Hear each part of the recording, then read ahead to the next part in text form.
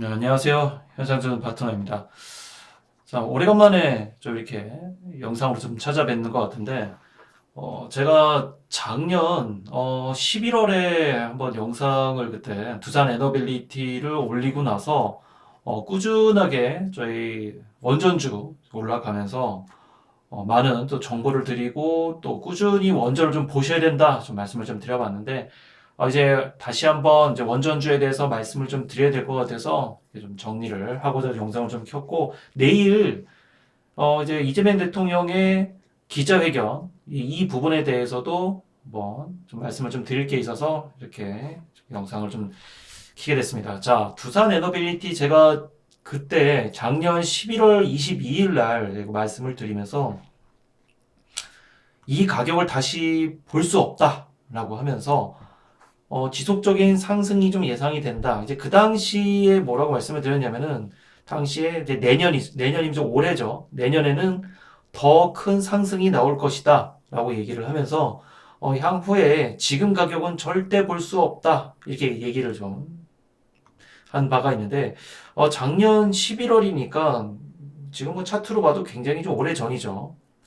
이 가격대에서 작년 12월 이후로 지속적으로 오르면서 올해 3월, 뭐 6월, 5월 꾸준하게 오르면서 지금 최근에 박스권에 좀 머무르고 있는데 단기간적으로 보면은 한 6만 원에서 7만 원 박스권을 유지는 좀 할 것 같아요. 그래서 원전주 그러니까 조방원이죠. 조선, 방산, 원전 어찌 보면은 상반기를 이끈 세 개의 섹터가 이제는 좀 어느 섹터를 좀 왕좌를 좀 다른 섹터로 놔주게 되면서 향후에 이런 종목들의 좀 6만 원에서 7만 원 정도의 박스가 좀 유지가 되다가 추후에 다시 한번 더 기회가 있지 않을까.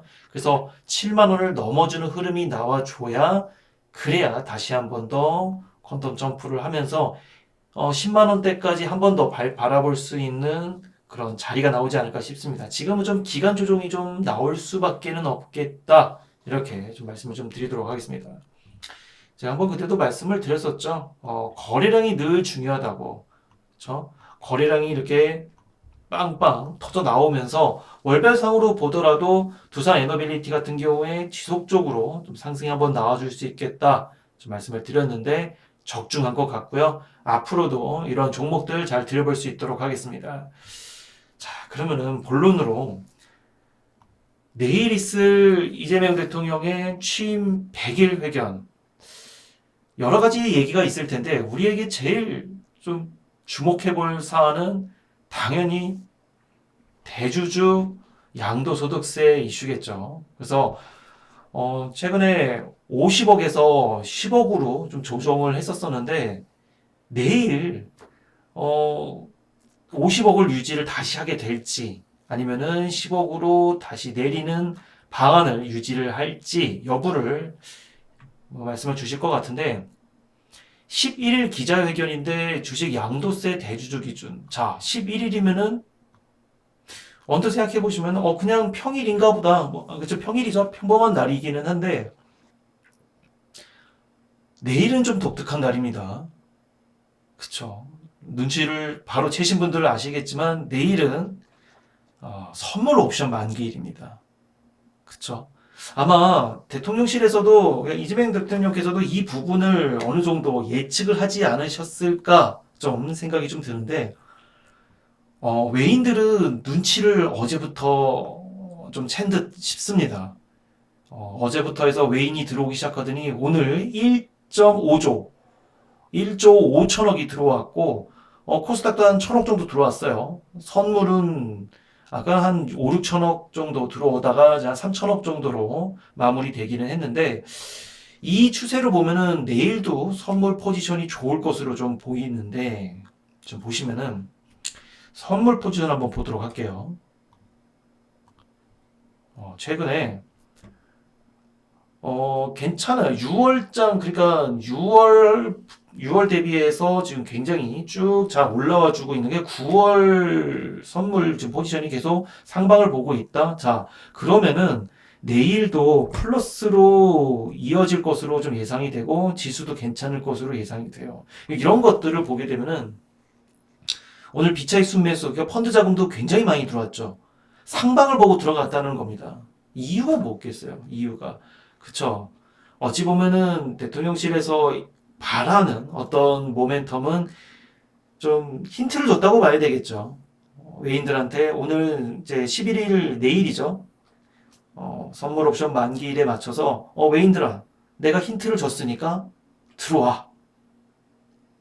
좀 뭔가 긍정적인 메시지가 분명히 있을 것으로 좀 생각이 좀 드는데, 소문에 의하면은 일단 뭐 내일 가봐야 되겠습니다만은 50억으로 다시 조정을 하면서 대주주 양도소득세가 아마 다시 원상 복귀가 되지 않을까 그런 기대감이 좀 있는데, 뭐 내일장 가봐야 되겠습니다만은 내일 오전 10시죠. 그래서 그런 기조가 있다라는 거. 그래서 당분간은 제가 좀 드리는 종목들이나 또 무료 방송이나 공개 방송을 통해서 많이 좀 이렇게 인사를 드리고 있는데, 제가 매주 목요일 날 와우넷 한국경제TV에서 항상 제가 뭐 무료 방송을 좀 하고 있는데, 지난주에 제가 드렸던 종목 중에